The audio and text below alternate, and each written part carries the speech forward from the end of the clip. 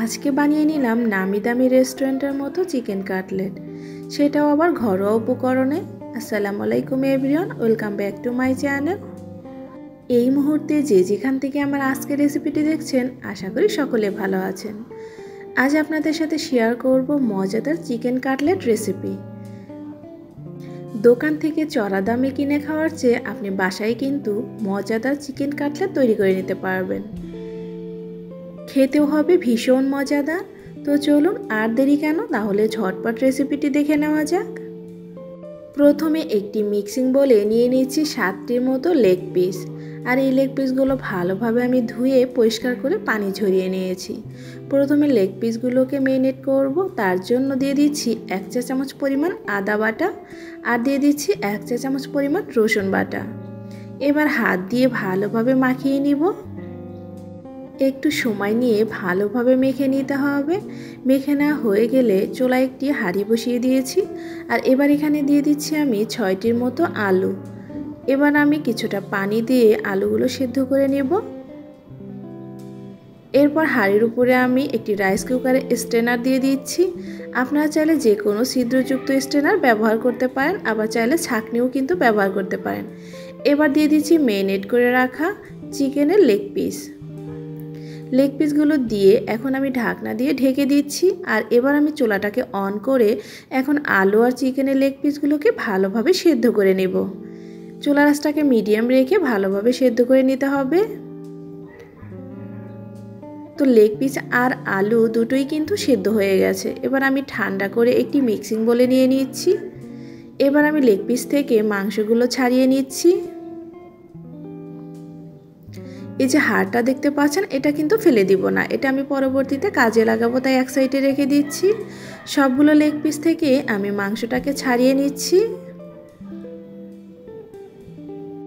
মাংসগুলো ভালোভাবে ছাড়ানো হয়ে গেলে এবার আমি হাত দিয়ে ভালোভাবে মাংসটাকে ম্যাশ করে নিচ্ছি।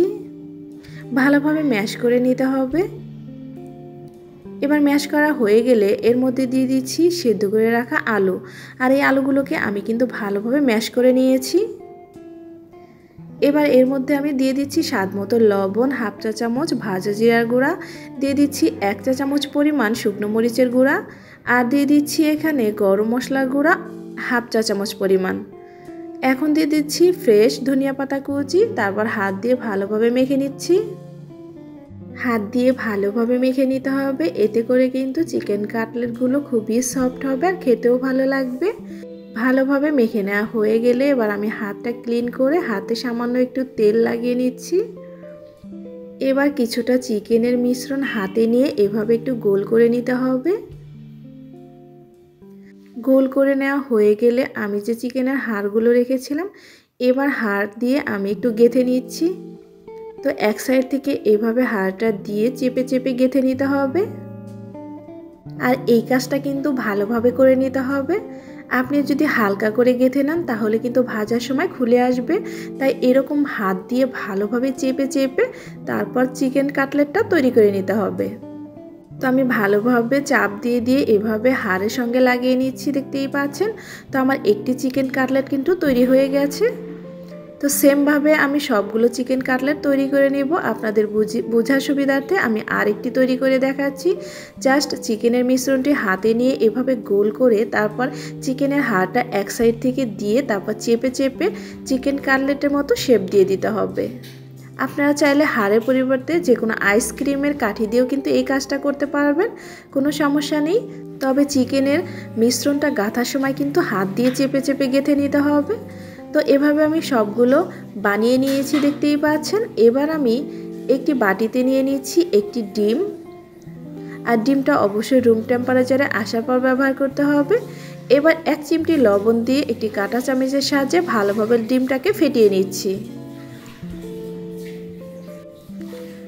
ডিমটা ফেটানো হয়ে গেলে আমি এক সাইডে রেখে দিচ্ছি।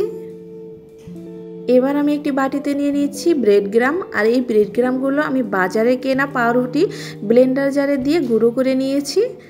এবার চিকেন কাটলেট নিয়ে প্রথমে ডিমে ডিপ করে নিতে হবে। ডিপ করে নেওয়া হয়ে গেলে এবার আমি ব্রেড গ্রামে কোট করে নিব। আর এই কাজগুলো কিন্তু ভালোভাবে করে নিতে হবে।